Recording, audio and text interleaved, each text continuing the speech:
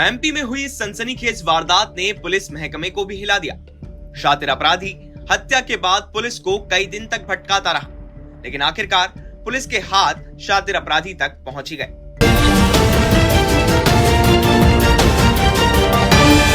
दरअसल मामला जबलपुर के पथरिया गांव का है। यहाँ का एक युवक चैन सिंह कई दिनों से पुलिस थाने के चक्कर काट रहा था। उसका कहना था कि उसकी पत्नी किसी के साथ भाग गई है और उसकी गुमशुदगी की रिपोर्ट दर्ज करवा दी। लेकिन फिर 29 अक्टूबर के दिन वहां की हिरन नदी से चैन सिंह की पत्नी की लाश मिली, जिसके बाद पोस्टमार्टम में पता चला कि उसकी गला घोंटकर हत्या कर दी गई। पुलिस ने मामले की छानबीन शुरू की और रजनी के मायके वालों के बयान लिए। इसमें पता चला कि चैन सिंह पहली पत्नी से कोई बच्चा ना होने के कारण दूसरी शादी करने जा रहा था। जैसे ही पुलिस की शक की सुई चैन सिंह की तरफ मुड़ी और उससे सख्ती से पूछताछ की गई तो उसने अपनी पत्नी की हत्या करने का जुर्म कबूल किया।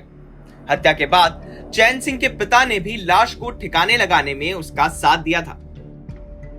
29 अक्टूबर को पुलिस थाना बेलखेड़ा में सूचना आई थी कि ग्राम खैरी में हिरन नदी में एक महिला की लाश पड़ी है। इस सूचना पर जब पुलिस पहुंची और तो उसकी तस्दीक पहचान रजनी लोधी वाइफ ऑफ चैन सिंह लोधी निवासी पथरिया के रूप में हुई थी। बाद में जब रजनी के मायके पक्ष के माँ, पिता, चाचा के कथन लिए गए तो उसमें ये बात सामने आई कि ये रजनी का पति जो था वो बच्चा ना होने से उससे क्षुब्ध था और दूसरी शादी करना चाहता था, उसको मारता पीटता था।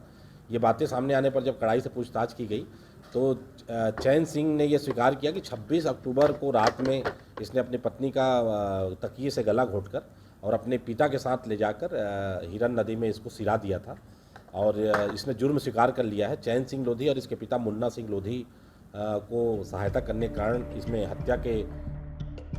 पुलिस के मुताबिक आरोपी चैन सिंह का 26 अक्टूबर को पत्नी से विवाद हुआ था और गुस्से में उसने अपनी पत्नी की हत्या कर दी।